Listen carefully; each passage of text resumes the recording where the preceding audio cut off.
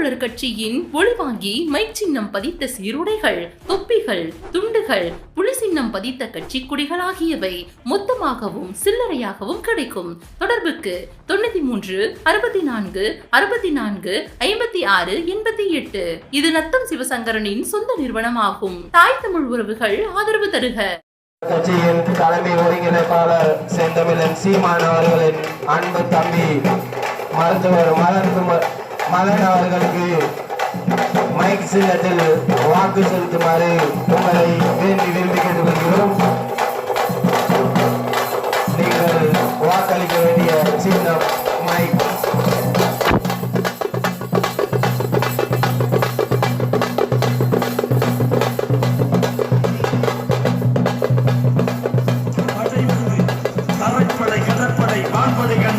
தேசிய தலைவர் இருந்த தமிழ்துறை செந்தமிழர் சீமானை அரசியல் படைவர்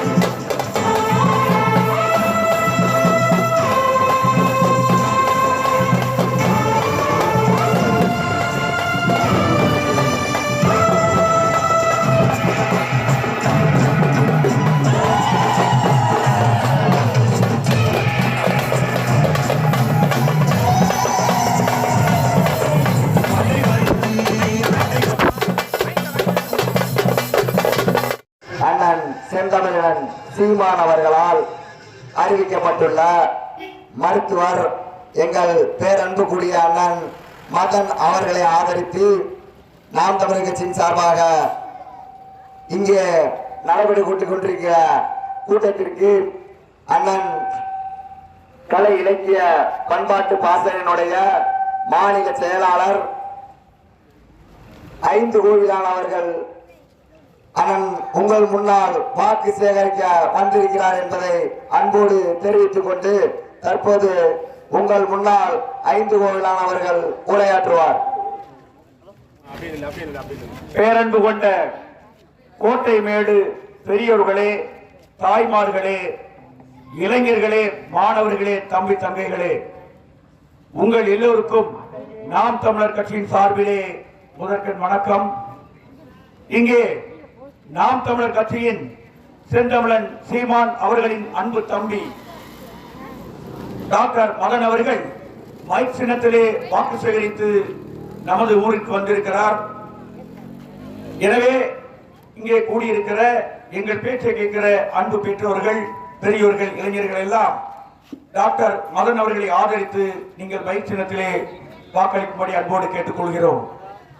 அன்பு சொந்தங்களே, அன்பு உறவுகளே, நமது கோட்டைமேடு கிராமத்திற்கு வரவிருந்த ஒயின் ஷாப் என்கிற சாராய கடையை நாம் தமிழர் கட்சி தம்பிமார்கள் சேர்ந்து அதை பொதுமக்களோடு இணைந்து இந்த மண்ணிலே படிக்கிற சமூகத்தை உருவாக்க வேண்டும், குடிக்கிற சமூகத்தை உருவாக்க கூடாது என்று எங்கள் கட்சியினுடைய ஒரு முதன்மை உன்னத நோக்கமாக இருக்கின்ற குடியில்லாத சமூகத்தை உருவாக்க வேண்டும் என்கிற நோக்கத்தோடு நாங்கள் இந்த மண்ணிலே சாராய கடைகளை விரட்டி அடிப்போம் என்கிற போராட்டத்தை நடத்தி நமது கோட்டைமேடு கிராமத்திற்கு சாராய கடை இல்லாமல் செய்திருக்கிறார்கள்.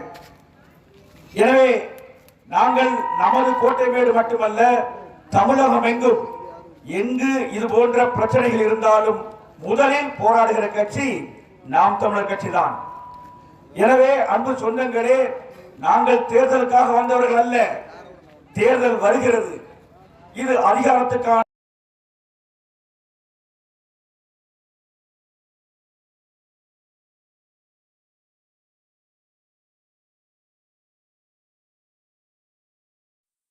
பல ஆண்டு காலாக செய்து கொண்டிருக்கிறார்.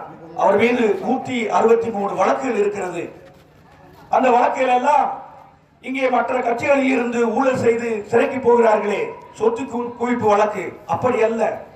எங்கள் அண்ணன் மக்களுக்காக போராடி அந்த போராட்டத்திலே அந்த ஆட்சியாளர்கள் செந்தமிழன் அண்ணன் சீமான் அவர்கள் எங்கு வளர்ந்து விடுவாரோ நாம் தமிழர் தம்பி நிறைய திரண்டு வருகிறார்கள். இளைஞர்கள், மாணவர்கள், பெண்கள் என கட்சிக்கு நிறைய சேர்கிறார்கள், ஆதரவு அளிக்கிறார்கள் என்கிற காழ்ப்புணர்ச்சியில் சீமான் அவர்களை மிரட்டி பயமுறுத்தி சிறையில் போடுகிறார்கள்.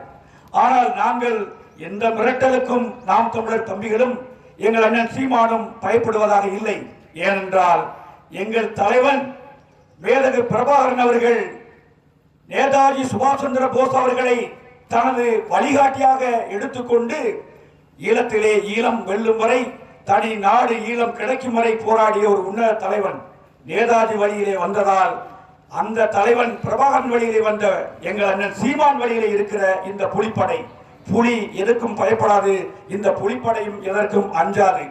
எனவே அன்பு சொந்தங்களை, இவர்களது சட்டங்களால் எங்களை ஒன்றும் செய்ய முடியாது. ஏனென்றால் நாங்கள் உண்மையும் நேர்மையாக மக்களுக்கு போராடுகிறோம். சரி, இப்போது தேர்தல் காலம், பரபரப்பாக எல்லாரும் அங்கே எங்கேயும் கார்ல வந்து போய்கிட்டு இருக்காங்க. நாங்களும் வந்திருக்கோம். என்ன சொல்ல போறோம் அல்லது என்ன கொடுக்க போறோம் அப்படின்னு மக்கள் எதிர்பார்க்கிறாங்க. ஒவ்வொரு ஊர்லையும் நாங்கள் கொடுக்கிறதுக்காக வந்த பிள்ளைகள் அல்ல, உங்கள் குறைகளை பிரச்சனைகள் கேட்க வந்த பிள்ளைகள். எங்கள்கிட்ட கொடுக்கறதுக்கு ஒண்ணும் இல்லை.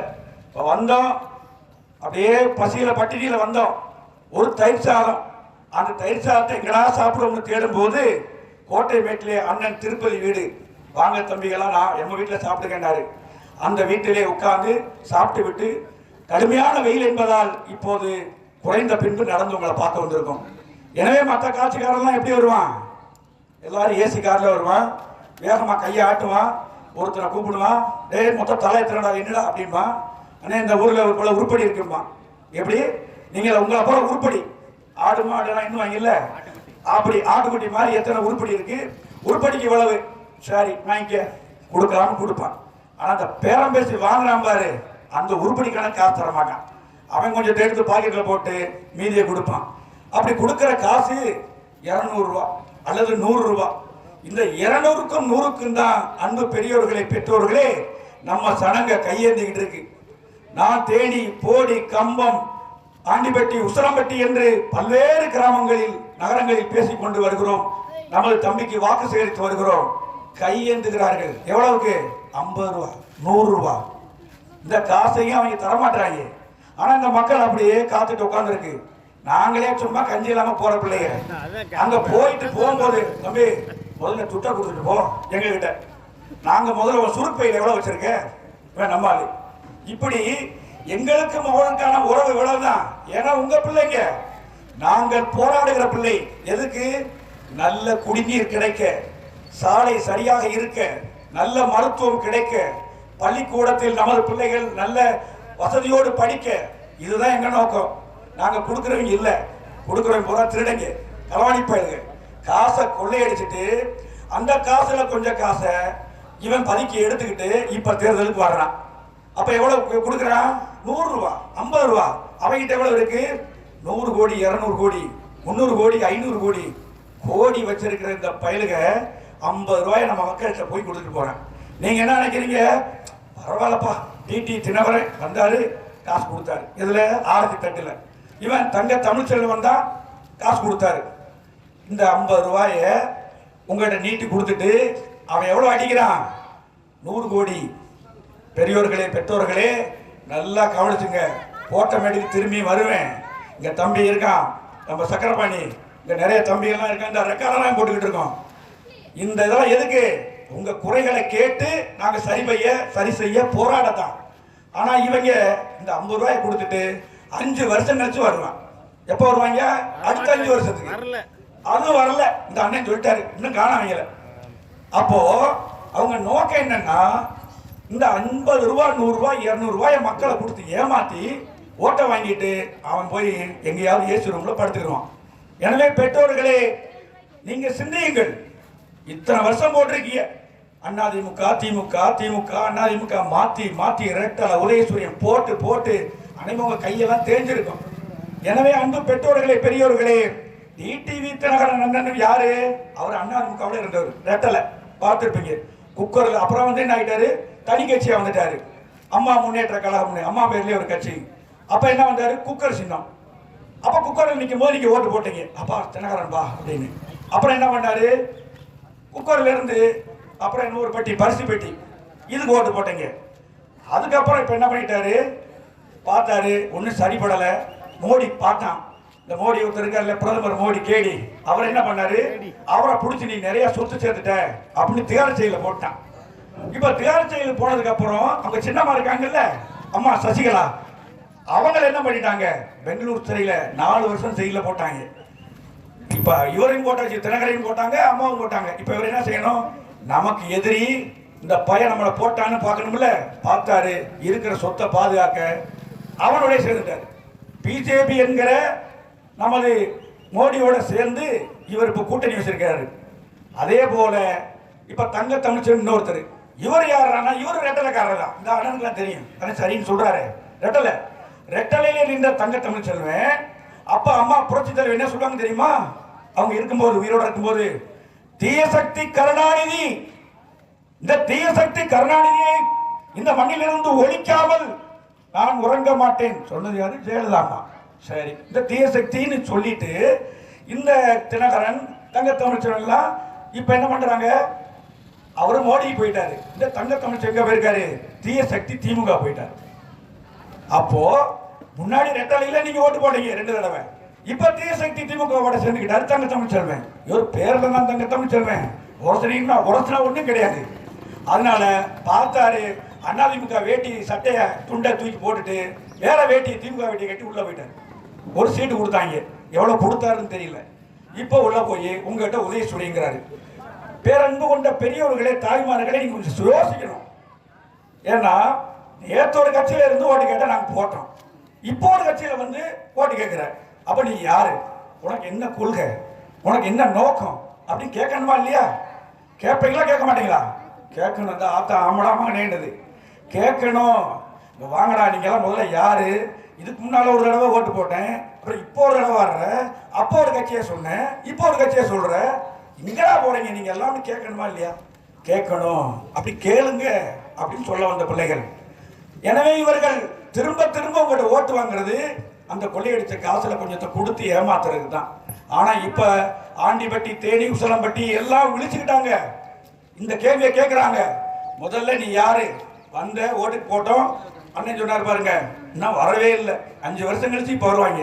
இப்ப திரும்ப இப்ப நீங்க ஓட்டு போட்டீங்கன்னு வச்சுக்க, அடுத்த 5 வருஷம் வர்றாங்களோ இல்லையோ. எனவே இப்படி ஏமாற்றுகிற இவர்களை நீங்கள் விரட்டி அடிக்கணும், அல்லது கூப்பிட்டு கேட்கணும், கேள்வி கேட்கணும். என் மண்ணுக்கு மக்களுக்கு என்ன செஞ்சேன்னு கேட்கணும். அப்படி கேட்டா தான் இந்த இளைய பிள்ளைகள் நாளை இந்த மண்ணிலே நல்லா இருப்பாங்க. படிக்கிற பிள்ளைகள் படிப்பார்கள். இல்லை என்றால் இந்த திமுகவும் அதிமுகவும் தான் இந்த சாராய கடையை திறந்து வச்சது. இப்படி சாராய கடையை திறந்து வைக்கிறது மட்டும்தான் இவங்க நல்லது செஞ்சது, வேற ஒரு நல்லதும் கிடையாது. குடிக்க நல்ல தண்ணி இருக்கா? இல்லை. அப்போ வரும்போது அவர்களிடம் நீங்க இந்த 50 ரூபாய 100 200 தெரியல, என்ன கொடுக்க போறாங்களோ தெரியல, கொடுத்தா வாங்கிக்கங்க. நாங்கள மாதிரி கஷ்டப்படுற பிள்ளைங்க. ஏன்னா இந்த பாருங்க, இவர் லண்டன்ல டாக்டராக படித்தவர், அங்க டாக்டருக்கு நரம்பியலாக படித்த ஒரு மருத்துவர். இப்ப அண்ணன் பார்த்தாரு, இப்ப படிச்சவங்களா நிறுத்தணும், நம்ம மக்கள் பாமரத்தனம்ல ஏமாறுறாங்க, இப்ப பிரச்சனை என்னன்னு கேட்கணும். அந்த படித்தவர்களை வைத்துத்தான் படிக்காதவர்களை திருத்தணும்னு கூட்டு வந்திருக்காரு. அப்ப இந்த படித்த இந்த டாக்டரு போய் அவர் பாட்டுக்கு இப்ப ஆஸ்பத்திரியில் இருந்தாருன்னா தினமும் காசு, அந்த காசு சம்பாதிக்கிறவர் வேலையை விட்டுட்டு சீமானை கூப்பிட்டதுக்காக அண்ணன் கூப்பிட்டாருன்னு வந்திருக்காரு. வந்தவர் இப்ப ஊரெல்லாம் பாக்குறாரு, ஒவ்வொரு நாளும் அவரே புலம்புறாரு, என்னப்பா என்ன எங்க பார்த்தாலும் இதே பிரச்சனை, எங்க பார்த்தாலும் காசு கேட்கிறாங்கன்னு புலம்புறாரு. இதையெல்லாம் ஒரு நோட்ல எழுதிக்கிட்டே வரேன். இந்த பாருங்க, நான் நோட்டு போட்டு எழுதிக்கிட்டே வரேன். இந்த பிரச்சனைகள் எல்லாம் ஒரு நாள் தீர்க்கப்படும். எப்படி தீர்க்கப்படும்? தம்பி போன்றவர்கள் படித்தவர்கள் பாராளுமன்றத்துக்கு போகணும். இந்த படிக்காத கொள்ளையடிக்கிற தற்கொலை பயிலுக்கு போனாங்கன்னா திரும்ப திரும்ப இந்த பிரச்சனை அப்படியே தான் இருக்கும். படித்த பிள்ளைகள் இந்த மண்ணுக்கு மக்களுக்கும் போராடுகிற தம்பிகளை நீங்கள் தேர்ந்தெடுங்க. எனவே நமது அண்ணன் சீமானின் அன்பு தம்பி டாக்டர் மருத்துவர் மதன் அவர்களுக்கு நீங்க வாக்களிக்கணும். அவருக்கு வாக்களித்தால் அவர் உங்களுக்கான பிரச்சனைக்காக போராடுவார், உங்களது நலனுக்காக போராடுவார். எனவே அன்பு சொந்தங்களே, நமது டாக்டர் அவர்களுக்கு மைக்கு சின்னத்திலே வாக்களியுங்கள் என்று கேட்டு விடைபெறுகிறேன். இப்போது நமது வேட்பாளர் டாக்டர் அவர்கள் சில வார்த்தைகள்.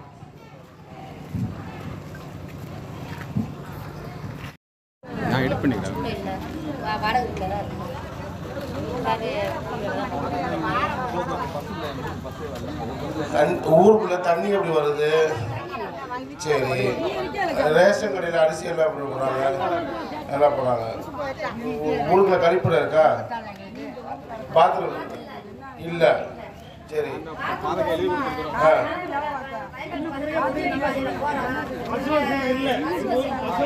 பஸ் வசதி இல்ல.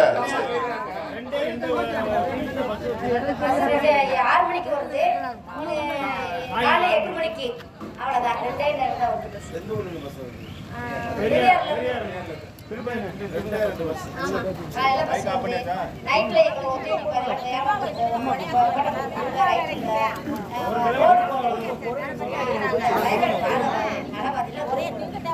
நடபாதையில் ரோடு போடணும். இது ஏற்கனவே சொல்லியிருக்கீங்களா? சொன்ன ஒன்று செய்யலை. சரி சரி.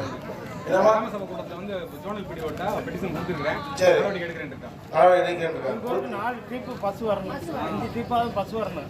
காலை பள்ளிக்கூடத்து பிள்ளையில 5 மணிக்கு 4:30 8 மணிக்கு பஸ் எல்லாம் ஒரு 4 ட்ரிப் 5 ட்ரிப் பஸ் வர்றதுக்கு ஏற்பாடு.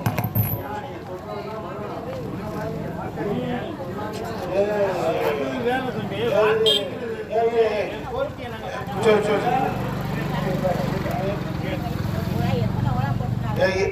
இது பள்ளிக்கூடத்துக்கு எத்தனை வகுப்பு வரைக்கும் இருக்கு? 8ஆவது வரைக்கும் இருக்கு. அதுக்கு மேல பள்ளி எங்க போனா ஸ்கூல்ல எங்க போறாங்க? கூடலாறு போகணும். எத்தனை பிள்ளைங்க போறாங்க? நிறைய இருக்கு. சரி சரி. இல்ல. சரி. இப்ப அதிகமா வாழ்றது பழங்குடியின மக்கள் தான் நிறைய இருக்காங்க. இந்த ஊர்ல பழங்குடியின மக்கள் நிறைய இருக்காங்க. ஆனா அந்த பழங்குடியின மக்களுக்கு பாதி பேருக்கு சர்டிபிகேட் கொடுத்துருக்காங்க, பாதி பேருக்கு கொடுக்க முடியாத சூழ்நிலை இல்லாம அடையிறாங்க. எனக்கு நான் கவர்மெண்ட்ல வேலை பார்க்குறேன். எனக்கு அதாவது நான் 86லயே சாதி சான்றிதழ் வாங்கிட்டேன். 1986ல் பழங்குடின்னு சர்டிஃபிகேட் வாங்கியிருக்கேன். அது மெய்த்தன்மைன்னு கேட்குறேன், ஆஃபீஸில் மெய்த்தன்மை அப்படின்னு கேட்குறேன். அந்த மெய்த்தன்மை அந்த இதை வச்சு கொடுக்குறதுக்கு மாட்டேன்றான். நீ தான் முன்னாடி வாங்கிட்டீங்க, அப்புறம் எனக்கு உனக்கு சர்டிஃபிகேட் அப்படின்றான். அவன் ஆஃபீஸில் என்ன இருக்கிற, நீ பழங்குடின்னு இருக்க இல்லை, எனக்கு மெய்த்தன்மை கொடு அப்படின்னு கேட்குறேன்.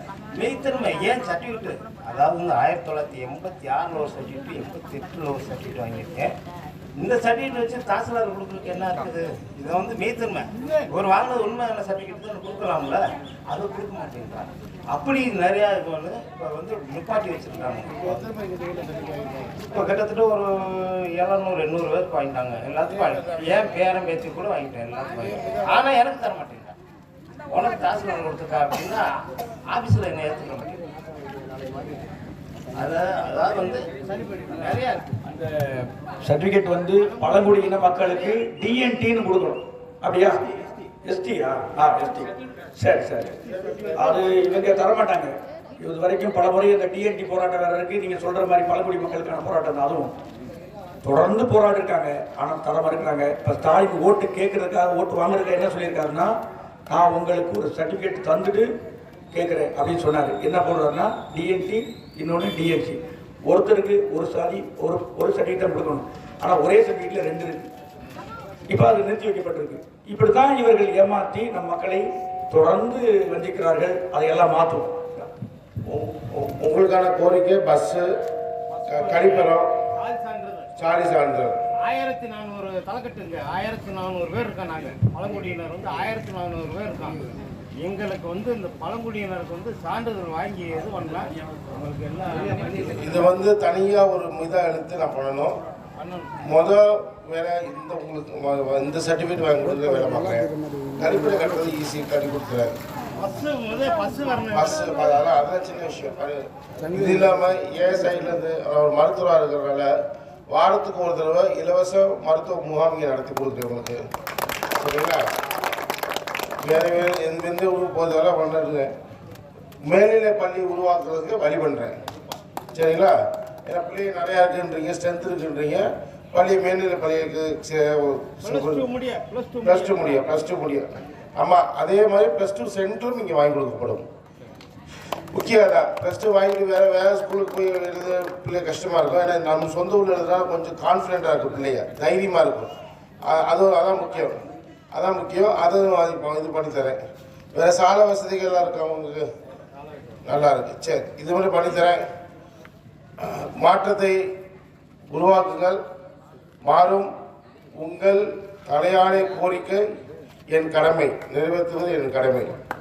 சரியா? கஷ்டப்பட்டது போதும், நீ கஷ்டம் வேணாம். என்னால் முடிந்த வரைக்கும் விரைவில் கடுமையாக போராடி உங்களுக்கு உங்கள் உரிமையை மீட்டுக் கொடுப்பேன். சந்தோஷம். நன்றி, வணக்கம். செல்றேன், உங்களை நம்பி தான் போயிட்டு வரேன். ஒரு நாள் திருப்பி வருவேன். உங்களுக்கு அது அவங்களுக்கு தெரியும், நான் சொன்ன அவசியமே இல்லை. அவங்க தெரியாமல் இருக்கு, அது அவங்க இஷ்டம், அவங்க இஷ்டம். அவங்க என்கிட்ட சொன்னாங்க, நான் உங்களுக்கு பதில் சொல்லிட்டேன். இனி அவர் செய்வது என் கடமை, நான் செஞ்சு தரேன். சந்தோஷம். நன்றி, வணக்கம். எல்லாரும் கொஞ்சம் ஜாக்கிரதையாக இருங்க. எந்த ஒரு இதனாலும் எனக்கு இதுக்கு தொடர்பு கொள்ளுங்க. ஆளுங்க இருக்காங்க, எனக்கு அவங்க மூலியமாக எனக்கு வந்துடும். உங்கள் வீட்டு பிள்ளை எதுனாலும் என்னை கேளுங்க. நன்றி.